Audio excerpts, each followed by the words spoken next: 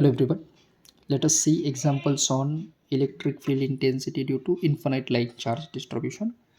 So here the first question, as a uniform line charge infinite in segment with charge density 20 नैनोकूलम पर metre.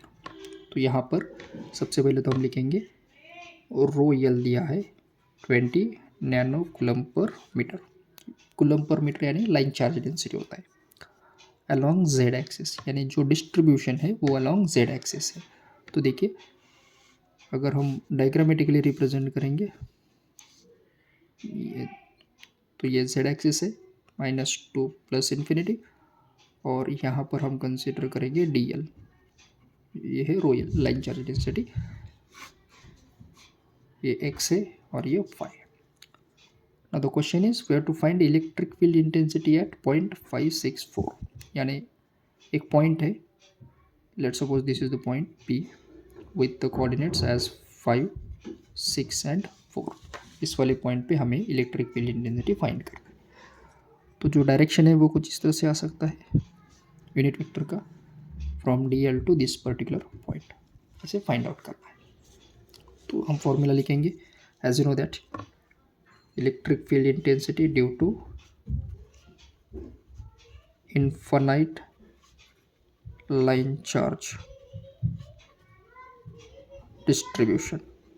Formula है हमारे पास E bar is equal to rho L upon 2 pi epsilon not R into A R bar, जो unit vector था. अब इस वाले case में ये है डी एल से लेके पी की तरफ. तो सबसे पहले तो हम इसको फाइंड करेंगे A R bar is nothing but, देखिए टर्मिनेट हो रहा है पॉइंट पी पे, so P bar minus D L bar. P bar का कोऑर्डिनेट है 5, 6, 4 माइनस डी एल. ओके, अब डी एल अगर हम देखते हैं तो इसका कोऑर्डिनेट नहीं है, that means definitely it may be what call it as Z axis के अक्रॉस है. तो डी एल का अगर हम देखते हैं तो एक्स कोऑर्डिनेट 0, वाई कोऑर्डिनेट 0, और अगर हम बात करते हैं जेड कोऑर्डिनेट की, तो जेड कोऑर्डिनेट 2 टर्म्स में आ सकता है, एक तो अलोंग दिस प्लस डायरेक्शन और minus direction, and as it is distributing along plus and minus direction, plus Z minus Z, तो ये इलेक्ट्रिक फील्ड इंटेंसिटी कैंसिल होता है, जो कि मैग्नीट्यूड होता है 0. ये हमने देखा था एक्सप्रेशन में. तो यहाँ पर जो यूनिट वेक्टर है वो हमें मिलेगा 5 माइनस 0 यानी 5 एक्स डायरेक्शन में प्लस 6 वाई डायरेक्शन में, और जेड डायरेक्शन में हमें कुछ कंपोनेंट नहीं मिलेगा, they will cancel each other. ये तो आ गया. Now let's find its magnitude. It will be 5 square plus 6 square, that will be 61. Okay, under root 61 में हमें मिलेगा, और इसका मैग्नीट्यूड है 7.81 if you find this one. Okay, तो ये वाला जो वेक्टर है वो हमें मिल सकता है ई बार एज रोयल. देखिए रोयल दिया है 20 nanocoulomb 10⁻⁹ upon 2 pi this value as it is into R, यानी कि ये वाला टर्म है 7.81 multiplied with A R bar. अब ए आर यानी होता है R bar upon mod R. तो सबसे पहले तो आर लिखेंगे. आर देखिए क्या है 5ax plus 6ay upon mod are है ये वाला 7.81. ओके, तो सबसे पहले तो ये टर्म हम कैलकुलेट करेंगे और उसके मल्टीप्लाई करेंगे 5ax और 6ay के साथ. So if you calculate this particular terms, we'll be getting 5.89.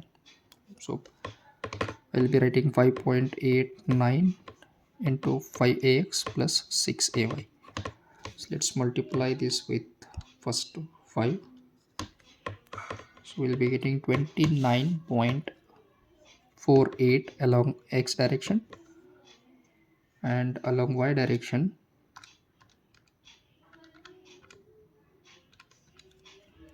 we will get 30.34 y direction. So this will be our electric field intensity due to infinite line charge distribution, और इसका unit है volt पर metre. ये तो हो गया एक example. Now also will see the second example with different scenarios.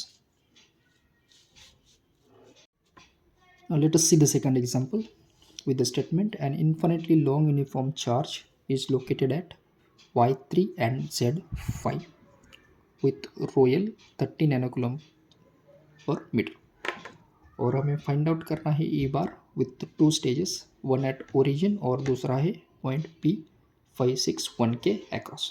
तो सबसे पहले तो हम ड्रॉ करेंगे यूनिफॉर्म चार्ज डिस्ट्रीब्यूशन का टर्म। तो देखिए ये वाला केस में अगेन हम एज्यूम करेंगे we have coordinates as x, y and z, और ये जो लाइन है वो है y इज इक्वल टू 3 और z is equal to 5। y is equal to 3 यानी यहाँ पर हो सकता है, और z प्लस है तो यहाँ पर हो सकता है। सो अगर इन दोनों का अगर हम इंटरसेक्शन लेते हैं ये वाला टर्म, तो इसके अक्रॉस हमारा लाइन डिस्ट्रीब्यूशन हो सकता है। तो हम ड्रॉ करेंगे a straight line which is parallel to X axis. Consider करेंगे इस वाले पॉइंट को, so that parallel X axis हम ड्रॉ कर सकते हैं। सो ये वाला हमारा लाइन डिस्ट्रीब्यूशन हो जाएगा, this one which is parallel to X axis. इस पॉइंट पे कोऑर्डिनेट्स है y3 है और z है 5, यानी जो चार्ज डिस्ट्रीब्यूशन है it is along parallel to X axis. Okay, तो एक तो प्लस इन्फिनिटी हो सकता है या फिर माइनस इन्फिनिटी हो सकता है। देयरफॉर जो x का कंपोनेंट है वो हो जाएगा डिलीट, इसको हम कहेंगे x component is neglected. So we'll write the formula. As you know that electric field intensity due to infinite charge distribution, that formula is E bar is equal to rho L upon 2 pi epsilon r into AR। ये तो unit vector है। अब हम चलते हैं first case में, जो हमें फाइंड आउट करना है at origin. So at the origin location है 0 0 0। अभी लाइन चार्ज डिस्ट्रीब्यूशन है along this axis parallel to X axis, और उसका कोऑर्डिनेट 3 5 है। तो इस वाले टर्म पे हमें ओरिजिन के ऊपर जो इलेक्ट्रिक फील्ड इंटेंसिटी अप्लाई हो रहा है वो डिटरमाइन करना है। तो हम यहाँ पर लिखेंगे E bar is equal to रोयल 2 pi epsilon not R into, इसको लिखेंगे R bar upon mod R bar. अब ये आर बार हमें फाइंड आउट करना है at origin due to this particular point.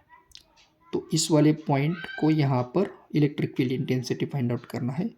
तो आर बार क्या हो जाएगा, उसका डायरेक्शन इस तरह से है।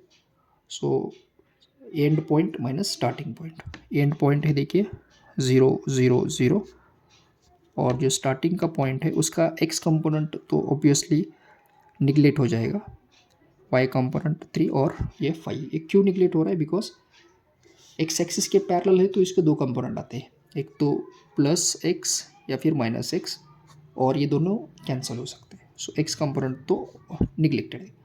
नेक्स्ट वाई कंपोनेंट 0 -3 यानी कि -3ay, और ये वाला 0 -5 यानी -5az। So we got component along y direction and z direction, and its magnitude will be under root -3 square plus -5 square.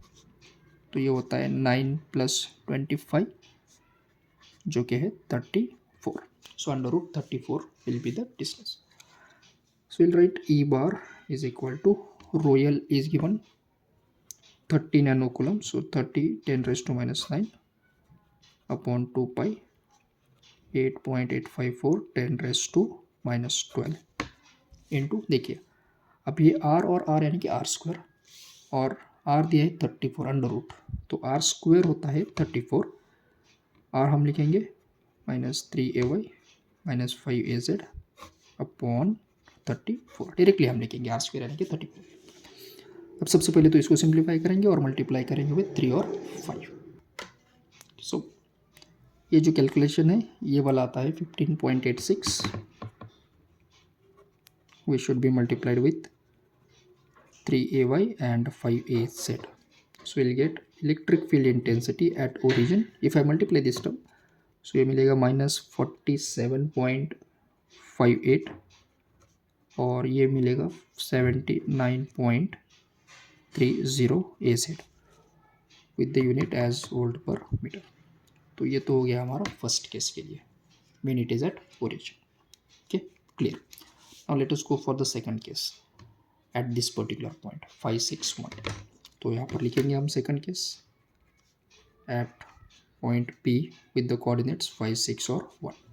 सो सबसे पहले तो फाइंड आउट करेंगे R bar is equal to, देखिए यहाँ पर ओरिजिन था 0, 0, 0, अब लोकेशन है 5, 6, 1 और ये तो था 0, 3 और 5. इस वाले केस में भी अगर हम देखेंगे तो एक्स कंपोनेंट तो एलिमिनेट होने वाला है, तो there is no need of 5 and 0. Always remember X component is neglected. So remaining 6 - 3 3ay और 1 - 5 यानी होता है -4 अलॉन्ग z डायरेक्शन. सो मिल गया 3a / 4az और इसका मैग्नीट्यूड 3² + -4² यानी कि ये हो गया 9 और ये हो गया 16. तो √25 इसका रूट होता है 5. Now let's write it here. E bar again 30 10⁻⁹ 2 pi. These are the terms which we'll write as it is into vector 3ay - 4az divided by r into r square. तो 5 का स्क्वायर है 25.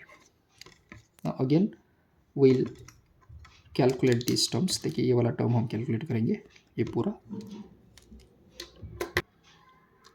So when you calculate this, ये magnitude आता है 21.58. Now we have to multiply with 3ay and 4az. So when you multiply 3 with this, we'll be getting the result as 64.71 along y direction, or along z direction it will be 86.29 az. So this will be electric field intensity, yes, at point 5, 6, 1. So in this way you can easily determine electric field intensity due to infinite line charge distribution. Thank you.